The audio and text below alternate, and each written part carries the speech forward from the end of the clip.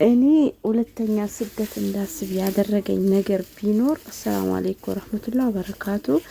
ውድና የተከበራችሁ ውድ ቤተሰቦቼ ሁላችሁም በያላችሁበት አላህ ይጠብቃችሁ ይጠብቀን። ለቤቴ መዲስ ሆናችሁ ሰብስክራይብ አድርጉ፣ ቪዲዮ ላይክ ከማድረግ እስከ መጨረሻው ተከታተሉ። እንግዲህ ዛሬ ማታ ዝናብም ዘንቦልናል። አዋራው በጣም አስቸግሮን ነበረ። አየሩ ረጋ ብሏል። በጣም ደስ ይላል።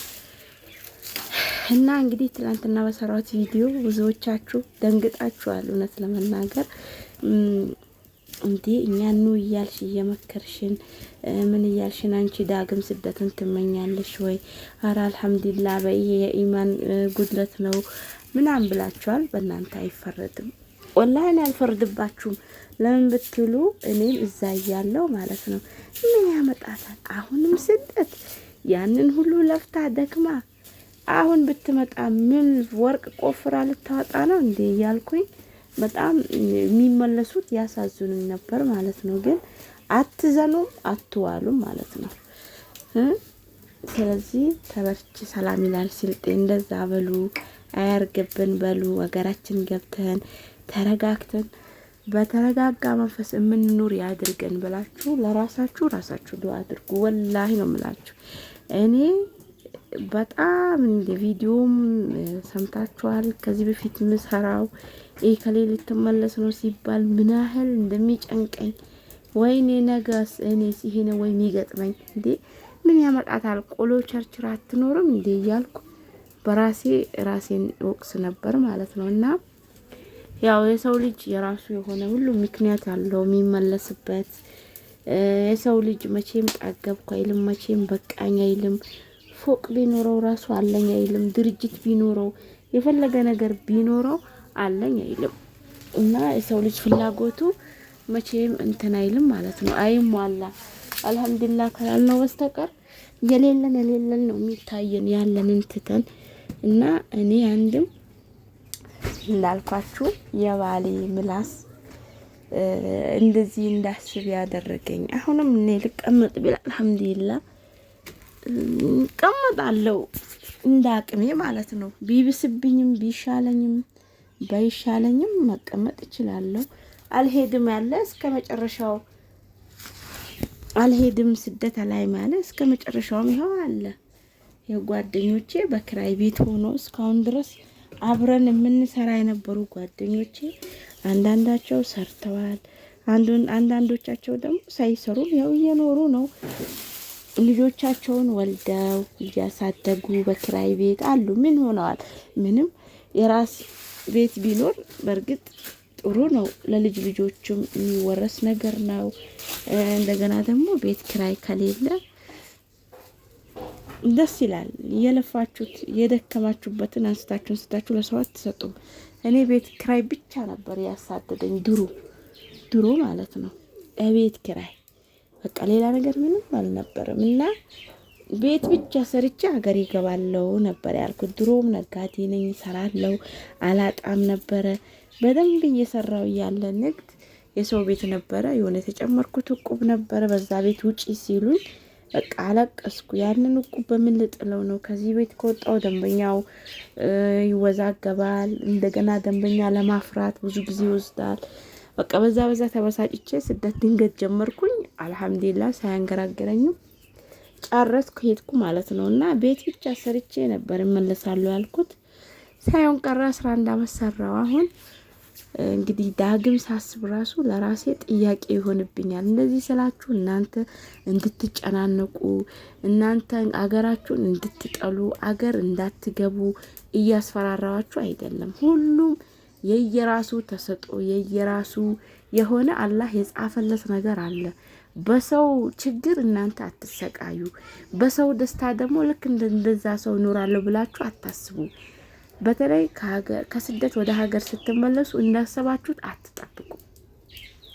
ምንም ነገር ማለት ነው እንዳሰባችሁት አትጠብቁ። ምንም በቃ ያሰባችሁትን መቼም ቢሆን አታገኙትም ሙሉ በሙሉ ማለት ነው። የተወሰነ የምታገኙት የተወሰነው ይጎልባችኋል። ያኔ የዛ ጉድለትን ለማሟላት እሰደዳለሁ ማለት ግዴታ አይደለም። እና እኔ አንድ እንደመጣው ያው ስራ ልጀምር ምናምን መደርደሪያ ምናምን አሰራርቼ በቃ እንደዛ ስራ ለመጀመር ሀብዬ በጀመርኩበት ሰዓት እንትን አለኝ ልጅ ቆመብኝ፣ ታመምኩ። በቃ በሽተኛ ሆንኩኝ። ነገ ማኪም ቤት ነው፣ ከነገ ወዲያ ማኪም ቤት ነው፣ ሁሌም ማለት ነው። ታውቃላችሁ በስደት ኖረን ስንመጣ ብዙ ውስጣችን የተጎዱ ነገሮች አሉ። ስታረግዙ ደግሞ የበለጠ ያው ትታመማላችሁ ማለት ነው። ሁሉም አይደለም፣ አንዳንዶቹ የስራ ጫና ያለባቸው እዛ የተጎዱ እንደዛ አይኔ ቢጤዎች እንደዛ ሊቸገሩ ይችላሉ። እንደዚህ ሆኜማ አሁን ሱቅ ብከፍት ሱቁ ላይ ይሰራበት ነው። ስለዚህ ብሩ ቢቀመጥ ይሻላል ብዬ ብሩ ተቀመጠ፣ ሱቁ ተከራየ። ብሩም ያው ግብርና ሰራን፣ የተወሰነ ብር ግብርና ሰራንበት፣ የተወሰነ ግብርና አገኘን፣ የተወሰነው ተበላሸ፣ ከሰረ። አልሐምዱሊላ እንግዲህ እንደዛ እያለ ያው ኖርን አመት ከምናምን ሆነኝ ማለት ነው አገር ከገባው። አሁንም መስራት ይችል ነበር፣ ግን የሰው ምላስ የኔ ያላችሁት ሰው በቃ እንደው ወላሂ ከኔ በላይ ለኔ ያስብልኛል ያላችሁት ሰው የሆነ ምላስ ሲጥልባችሁ ርር ነው የምትሉት።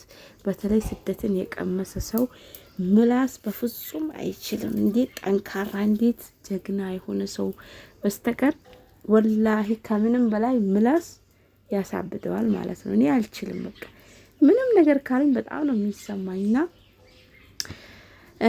አሁን ከመጣሽ አንድ አመት ወይ አልወለሽ ወይኔ ብትሰሪ ብሎ ሂሳብ ሲሰራባችሁ አስባችሁታል? እኔ ሁሉንም ነገር እርግፍ አድርጌ እንትልል በቃ ሊሄድ አናደደኝ። እንደው ስልኬን ዘጋግቼ እዛ ቁጭ ብልስ ብዬ ወሰንኩኝ አንድ ቀን ማለት ነው።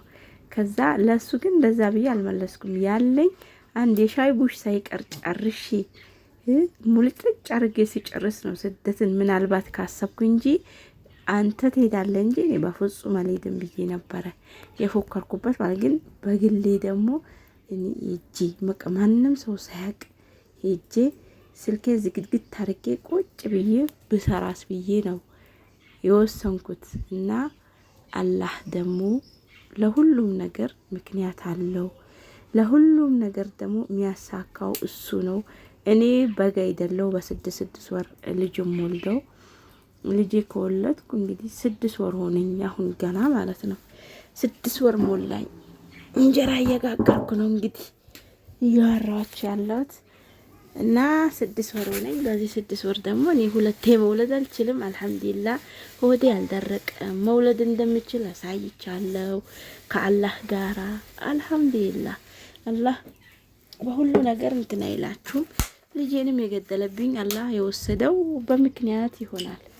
ለላይ አለውም ወይም ያስቸግረኝ ወይም ደግሞ እኔ እንጃ ብቻ ምን እንደሚያደርገኝ አላቅም ነበረ።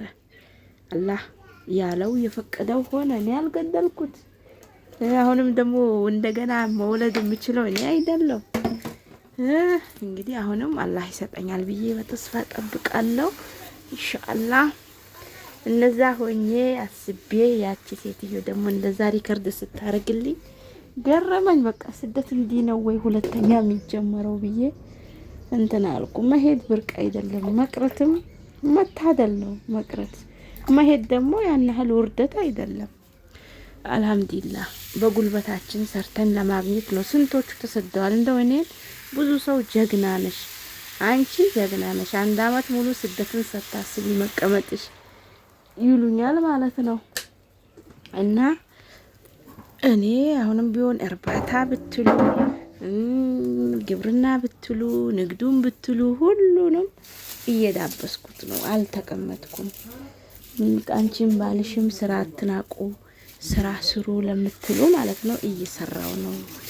እና አሁንም እንግዲህ ሀሳቤ እንዲቀየር ዱአ አድርጉልኝ። በሀገሬ በቃ አላህ ርስቅ ያውጣልሽ ብላችሁ ዱአ አድርጉልኝ።